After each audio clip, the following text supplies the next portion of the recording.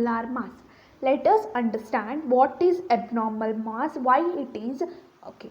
First of all, we know that some molecules get dissociate or associate. Dissociation or association takes place when you dissolve anything in water, etc. Okay. Take for example NaCl.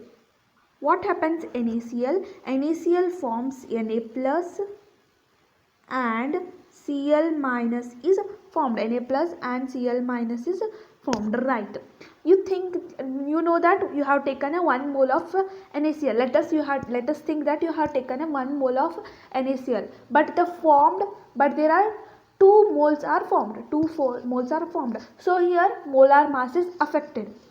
Molar mass is affected, and also there is a either increase or decrease in the accepted value of a molar mass. Such type of masses is called as abnormal molar mass. The molar mass that is either higher or lower than the accepted value is called as abnormal molar mass. You can take the example of KCl also. KCl, right? Next, the definition. The molar mass that is either means here lower. Okay, lower or higher than the accepted value is called as abnormal molar mass. The molar mass when it is higher or lower than the accepted value is called as abnormal mass. So here there will be the disturbance in the colligative property. So to avoid this disturbance, we have found the Van 't Hoff factor. What is which factor? Van 't Hoff factor to remain not to happen the abnormal molar mass. Abnormal molar masses are observed.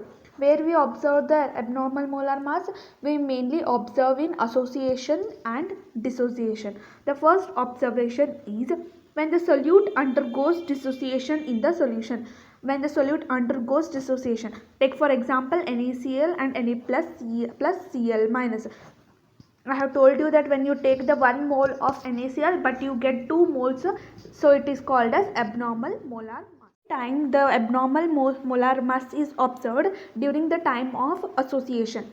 When the solute undergoes association in the solution. Take for example CH3COOH, that is acetic acid. When you take the 2 moles of acetic acid, you get 1 mole of acetic acid. This type of formed is called as abnormal molar mass. Here we have got either higher or lower accepted value. This is called as abnormal molar mass. To avoid this, or to prevent this type of abnormal molar masses, we use the Van 't Hoff factor. Who introduced this Van 't Hoff factor? Van 't Hoff introduced a factor called as Van 't Hoff factor. Okay. To calculate the extent of dissociation or association, Van 't Hoff introduced a factor called as Van 't Hoff factor. Okay. To calculate how the extent of dissociation and association is, Van 't Hoff introduced a factor called as Van 't Hoff factor.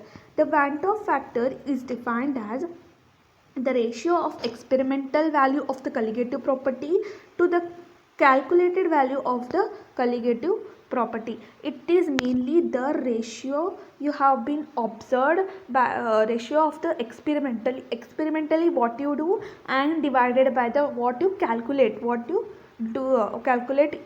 the is known as Van 't Hoff factor. Okay.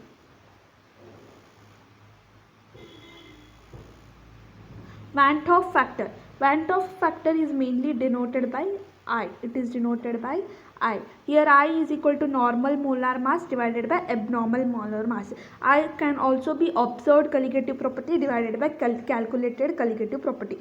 I also can be total number of moles of particles after association or dissociation, number of particles before association or dissociation. Here we can, when you need a normal or abnormal molar mass, you can find by this. When you need observed and calculated, then you can find with this formula. When you need after association or dissociation and before dissociation and association, you can use this formula. During the calculation time, the normal molecules have I is equal to 1. That is, Van 't Hoff factor is equal to 1 during the normal molecules. But when the dissociation takes place, I is greater than 1. When the association takes place, I is less than 1. Expressions for abnormal colligative properties. Okay.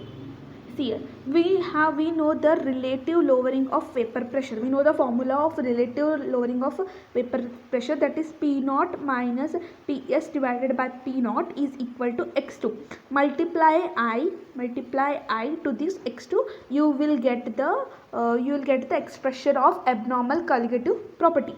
Next, similarly, elevation in boiling point. When we know the formula of elevation of boiling point, multiply it with I, you will get the value. Similar, depression in freezing point and osmotic pressure you can calculate, and it will be helpful in the numerical problems. Let us understand how to calculate the Van 't Hoff factor, which is denoted by I. Here I is equal to total number of moles of particle after association or dissociation divided by number of moles of particles before association or dissociation.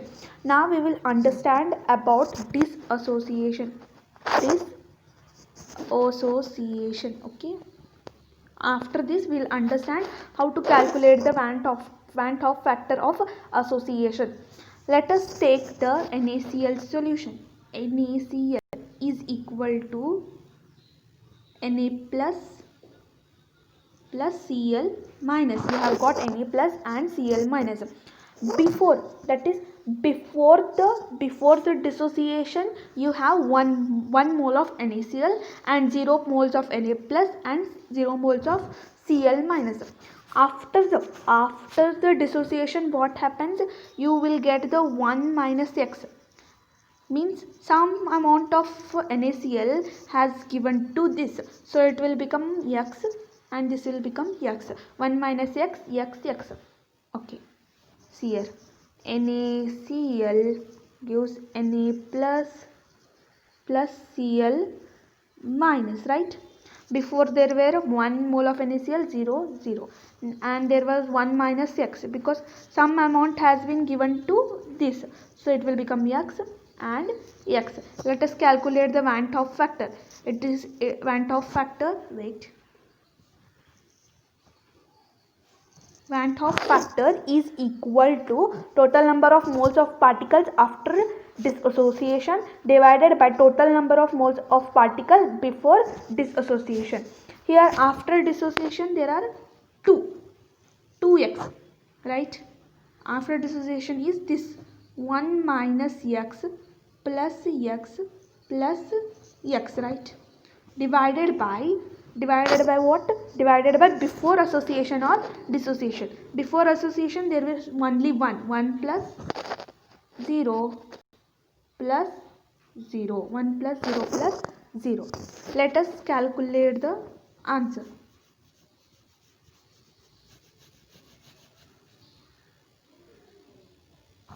Okay, what is the value of I? I is equal to 1 minus x plus x get cancelled, remains 1 plus x divided by 1 is equal to 1 plus x. Okay, this is so simple. By this way we can calculate the Van 't Hoff factor for association. The Van 't Hoff factor for association. First of all, the Van 't Hoff factor is denoted by I. I is equal to total number of moles of particles after association divided by number of moles of particle before association. Okay. First of all, let us take the example. Let us take the example of CH3COOH. Let us consider there is a 2 moles of CH3COOH. 2 moles of CH3COOH gives CH3COOH twice. Understand please. CH3COOH 2. Here we have 2 moles. 2 moles gives 1 mole of CH3COOH. 2 moles of CH3COOH and 1 mole of CH3COOH twice. Before here there are 2 becomes 1. 2 becomes 1, right? Similarly, when you take 1, 1 becomes 0. When you take 1 minus x becomes x by 2. 1 minus becomes x, 1 minus x becomes x by 2. Let us calculate the Van't Hoff factor for this. Okay. I is equal to, there was 1 minus x before association, 1 minus x plus x by 2, and after and before association, before and association and after association we have to calculate. This is after association, and then the before association is 1. So 1, when you calculate this completely, you will get the value. Let us calculate. Y is equal to 1 minus x, 1 minus x plus x by 2 divided by 1. So take the LCM to 2 minus 2x, 2 minus 2x plus x, right? 2 minus 2x plus x, you will get the value 2 minus x by 2 minus x by 2. If you take the value of x here 1, then what happens? 2 by 2 get cancels and the 1 is formed. What is 1 for? 1 for the association value is well less than 1. We have got the less than 1 value.